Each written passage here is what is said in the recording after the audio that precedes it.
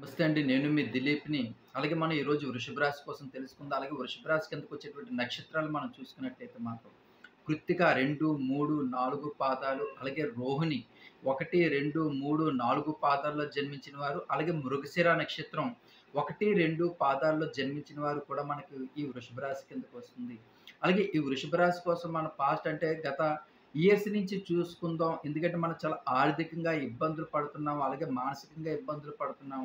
So, మనం ఈ last year నుంచి అంటే 2024లో కూడా మనకు కొంచెం బావుంటుందని అందరూ చెప్పారు. కానీ మనకి ఆల్‌మోస్ట్ 8 మంత్స్ అనేది మనకి పాస్ట్‌లో జరిగిపోయాయి. కానీ మనకి ఏది కూడా అంటే మన వర్క్ అనేది ఏది కూడా ముందుకెళ్ళలేకపోవడం గానీ, మనకి జరగవలసిన పనులు ఏవి కూడా జరగకపోవడం గానీ, మరీ ముఖ్యంగా ఆర్థిక విషయాల్లో అయితే మాత్రం చాలా ఇబ్బందికరంగా ఉండడం. అంటే మనం కొన్ని విషయాల్లో బయటకి చెప్పుకోలేము. అలాంటి పరిస్థితుల నుంచి కూడా మనం బయటపడడానికి అస్సలు మార్గాలనేవి కనిపించకుండా పోయాయి. అలాగే ఫ్యామిలీలో అనేది కొంచెం డిస్టర్బెన్స్ అనడం, మరీ ముఖ్యంగా మనకు రావాల్సినటువంటి అమౌంట్‌లు స్టక్ అయిపోవడం. అలాగే ముఖ్యంగా రియల్ ఎస్టేట్ బిజినెస్‌లో అవ్వచ్చు, లేదంటే మన ఆర్థికంగా ఎవరికైనా సరే కొంచెం ఇంట్రెస్ట్ వస్తదని డబ్బులివ్వడం గురించి కావచ్చు. మరీ ముఖ్యంగా నమ్మక ద్రోహం అనేది మనకి ఈ ఇయర్‌లో తగిలినంత దెబ్బ ఇంక ఎప్పుడు కూడా తగలదు. అంత చాలా పెద్ద దెబ్బలు. ఎందుకంటే మనకు ఆల్మోస్ట్ అందరిని నమ్ముతుంటాము. అయినప్పటికీ కూడా మనకి జీవితంలో చాలా ఎదురు దెబ్బలు తగులుతుంటాయి. ఎదురు దెబ్బలతో పాటుగా నమ్మించి మోసం చేయడం అనేది మాత్రం పాపం వృషభ రాశి వాళ్ళకి చాలా ఎక్కువ జరుగుతుంటది. ఎవరినైతే మనం ఎక్కువగా నమ్ముతుంటామో, ఎవరైతే మన అనుకుంటే మనం నమ్ముతుంటామో వాళ్ళే మనకి కొంచెం మోసం చేయడం అనేది మనకి ఎక్కువగా జరుగుతుంటది. ఇలాంటి దెబ్బలతో పాటుగా మన లైఫ్‌ని అంటే మనల్ని పాయింట్ ఔట్ చేయడం గాని, మనం ఏవి చేయలేదు అవతల వాళ్ళకి మన జీవితాంతం ఎంత సాక్రిఫైస్ చేసినా సరే, నువ్వు మాకు ఏమి చెయ్యలేదు అనేటువంటి పాయింట్ ఔట్ మాట అనేది కూడా మన వృషభ రాశి వాళ్ళు చాలా ఎక్కువగా పడుతూ ఉంటుంటాం. అంటే మనం చెయ్యని పనులకి కూడా అపనిందనలు అనేవి మనం ఎక్కువగా అనుభవించవలసి ఉంటది. ఒక్కోసారి మన లైఫ్‌లో మనకే చాలా చిరాకేస్తుంటది. ఏంటి నేను ఏ తప్పు చేయలేకపోయినా ప్రతి విషయంలో కూడా నన్నే బ్లైండ్‌గా నన్నే ఒక ఇబ్బందికరంగా నువ్వు ఈ తప్పు చేసావు అని చెప్పేసి గుడ్డిగా మనల్ని పాయింట్ ఔట్ చేయడం అనేది మన మనసుకి చాలా బాధ అనిపిస్తుంటది. అయినప్పటికీ కూడా మన ఫ్యామిలీలో డిస్టర్బెన్స్‌ని కూడా మన బాధగా చాలా అనుభవిస్తూ ఉంటుంటాం. ఫ్యామిలీలో చాలా ఇబ్బందికరమైన పరిస్థితులు ఉన్నా సరే. అలాగే ఆర్థిక పరిస్థితులు కూడా ఒకవైపు ఇబ్బందులు పెడుతుంటాయి. అలాగే పిల్లల విషయంలో కూడా. ఎందుకంటే పిల్లల కెరియర్ మీద మనం ఎలా ఉండాలి? ఏంటనేది ఎప్పుడు కూడా బుర్ర అనేది మరీ ముఖ్యంగా 45 ఇయర్స్ దాటిన వాళ్ళకైతే మాత్రం పిల్లల మీద చాలా ఇబ్బందిగా గురవుతుంటది. ఎందుకంటే వాళ్ళకి మనం ఎంత డబ్బు పెట్టుతున్నా సరే వాళ్ళు చదువు మీద కాన్సంట్రేషన్ చేయలేకపోవడం గానీ, రకరకాలైనటువంటి ఇబ్బందులకు గురవ్వడం గానీ, లేదంటే చిన్న పిల్లల చేత కూడా మనం మాటలు పడవలసినటువంటి పరిస్థితులు ఏర్పడడం గానీ, అసలు ఏం జరుగుతుందో మన లైఫ్‌లో మనం ఎటెళ్తున్నాము, ఎటు వెళ్ళకపోతున్నాము, అసలు మన లైఫ్‌లో ఏం జరుగుతుందో అసలు మనకేనా అర్థమవుతుందా అనేటువంటి స్థితి అనేది ఎక్కువగా వృషభ రాశి వాళ్ళకి కలుగుతా ఉంటది. మరీ ముఖ్యంగా ఈ 26వ తారీఖు నుంచి కూడా మనకి మన లైఫ్‌లో జీవితంలో కొన్ని పెనుమార్పులనేవి సంభవించే అవకాశం ఉంది. సెప్టెంబర్ 26 నుంచి కూడా.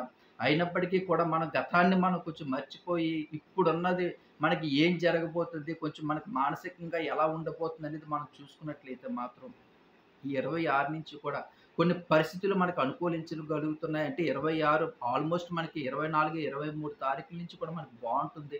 మన 26 నుంచి అంటే గత 2, 3 రోజులు బ్యాక్ సైడ్ నుంచి మనం చూసుకుంటున్నాం. కానీ మనకి ఈ అక్టోబర్ నుంచి కూడా మనకి చాలా బావుంటుంది. ఏదైనా సరే మనకు ఒక 10 రోజుల ముందు నుంచి కూడా బావుంటుంది కాబట్టి మీకు ఈ 26 నుంచి కూడా మనకి ప్రతి పని కూడా సక్సెస్ అయ్యే అవకాశాలు ఎక్కువగా ఉన్నాయి. మరీ ముఖ్యంగా పిల్లలు చదువు మీద కాన్సంట్రేషన్ చేయలేక చాలా ఇబ్బందులు గురవుతున్నారు. ఎగ్జామ్స్ వస్తున్నాయి, దగ్గరకొచ్చేస్తున్నాయి. అయినా సరే పిల్లల్లో అల్లరితనం అనేది తగ్గటం లేదు. దేని మీద చదువు మీద మనం ఎంత డబ్బు పెట్టి చదువిస్తున్నా సరే, పిల్లలు చదువు మీద కాన్సంట్రేషన్ చేయలేకపోతున్నారు. ఎగ్జామ్స్ ఎలా రాస్తారు, ఏంటి అనే రకమైనటువంటి పరిస్థితి కూడా ఎందుకంటే మనకున్నటువంటి బాధలు, కష్టాలు మన పిల్లలు అనుభవించకూడదు. మనకి ఎంతైనా ఎఫెక్ట్ పెట్టి, మనం ఎంతైనా డబ్బు ఖర్చు పెట్టి, పిల్లలు అభ్యున్నతమైన స్థాయికి రావాలని చెప్పి మనం చాలా కష్టపడతా ఉంటుంటాం. కానీ పిల్లలనేవారు అల్లరనేది ఎక్కువగా ఉంటుంది. గత 5, 6 నెలల నుంచి చూసుకుంటే చెప్పిన మాట వినకపోవడం గానీ, చేస్తానులే, చూస్తానులే అని చెప్పడం గానీ, అలాంటి మాటలు మనకి ఎక్కువగా బాధ అనిపిస్తుంటాయి. కానీ మనకి ఈ అక్టోబర్ నుంచి కూడా వాళ్ళలో ఒక లైఫ్‌లో చేంజ్ అనేది జరుగుతుంది. పిల్లలు కూడా చదువు మీద కాన్సంట్రేషన్ పెడతారు. అలాగే పాపం ఎంత చదువుకున్నప్పటికీ కూడా పాపం ఉద్యోగాలు రాక కొంచెం ఇబ్బందులు పడుతున్నటువంటి పిల్లలు కూడా మీరు మంచి కంపెనీలో రెజ్యూమ్స్ పెట్టుకోండి. మీకు అక్టోబర్ నుంచి కూడా గుడ్ టైమ్ అనేది స్టార్ట్ అవ్వబోతుంది కాబట్టి మీకు ఒక మంచి ఉద్యోగం వచ్చే అవకాశాలు కూడా ఉన్నాయి. అలాగే జాబ్స్ కోసం ఎదురు చూస్తున్నటువంటి పిల్లలందరికీ కూడా ఇది గుడ్ న్యూస్ అనే చెప్పుకోవచ్చు. అలాగే మ్యారేజ్ సంబంధాల కోసం ఎదురు చూస్తున్నటువంటి పిల్లలకు కూడా మీకు మంచి మ్యారేజ్ సంబంధాలు అంటే జాబ్ ఉండి అంటే మనకు ఒక ఏజ్ అయిపోతుంది. ఒక మంచి జాబ్ ఉంది. అయినప్పటికీ కూడా మనకి సంబంధాలు రావటం లేదు. అనుకునే వారి ద్వారా కూడా మన సంబంధాలు వచ్చినయి కూడా మనకి చెడగొడుతున్నారు. అయినా ఎన్ని సంబంధాలు చెడగొట్టినా మనకొచ్చే సంబంధం అయితే మనకు మంచి సంబంధం వస్తుంది.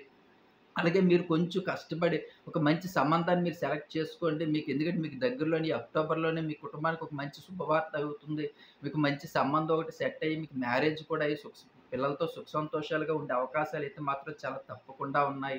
అలాగే వ్యాపార అభివృద్ధి కూడా మంచి సెంటర్‌లో బిజినెస్ ఉంది. ఇంప్రూవ్‌మెంట్ అవ్వటం లేదు. చాలా ఇబ్బందులకు గురవుతున్నాం. ఎందుకంటే మనకి నరఘోష అనేది చాలా ఎక్కువగా ఉంటుంది బిజినెస్ మీద. మనం ఎంత ఎఫెక్ట్ పెట్టినా సరే, ఎంత కష్టపెట్టినా సరే మన బిజినెస్ అయితున్నప్పుడు మనకి బిజినెస్ అవ్వకపోవడం అనేది చాలా ఎక్కువ బాధాకరమైనటువంటి విషయం అవుతుంటది. ఎందుకంటే మన మీద ఎప్పుడు నరఘోష, జెలసీ అనేటువంటి మనుషులు ఫ్రెండ్స్ అవ్వచ్చు, బంధువులు అవ్వచ్చు, ఇరుగు పొరుగు అవ్వచ్చు. దీని తాలూకు ఎఫెక్ట్ కూడా మన బిజినెస్ మీద ఎక్కువగా ఉంటుంది. మీరు తప్పకుండా దగ్గరలో ఉన్నటువంటి ఆంజనేయ స్వామి గుడికి తమలపాకుల మీద శ్రీరామ అని పసుపుతో గాని, కుంకుమతో రాసి మీరు ఆంజనేయ స్వామి గుడికి తీసుకెళ్ళిపోయి మీరు దర్శనం చేసుకొని అతని పాదాల దగ్గర గాని చిన్న దండగా కట్టి మీరు కొంచెం అతనికి ఆంజనేయ స్వామికి మెల్ల వేసి మీరు ఎదురుగా కూర్చొని హనుమ చాలీస చదివినా పర్వాలేదు. లేదంటే శ్రీరామ, శ్రీరామ, శ్రీరామ అని చెప్పి ఒక 11 సార్లు మీరు పలికి మీ మనసులో ఉన్నటువంటి బిజినెస్ అవ్వట్లేదు తండ్రి మాకు కొంచెం బిజినెస్ ఇంప్రూవ్‌మెంట్ అయ్యేటట్టు చూడు.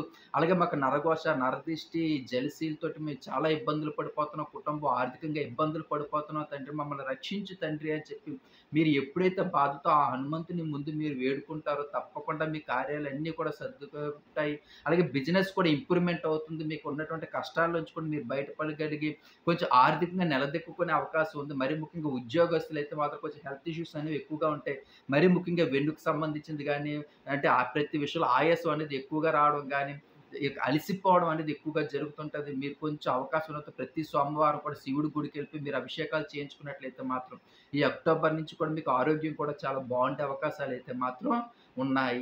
అలాగే కొంచెం ఫ్యామిలీలో డిస్టర్బెన్స్ అనేది కొంచెం ఎక్కువగా ఉన్నదంటే చాలా ఇబ్బందులు పడుతున్నాం అనుకునేటువంటి వరకు ప్రతి మంగళవారం కూడా సుబ్రహ్మణ్యేశ్వర స్వామి గుడికెళ్ళి అంటే కొంచెం మనకి తెలియకుండా అంటే మనం భార్యాభర్తలు అనేది చాలా అద్భుతంగా ఉంటారు. ఫ్యామిలీ రిలేషన్‌షిప్ బావుంటుంది. పిల్లలతో బావుంటుంది. అమ్మానాన్నలతో బావుంటుంది. అత్తగారు, మామగారితో బావుంటుంది. అంతా బావుంటుంది.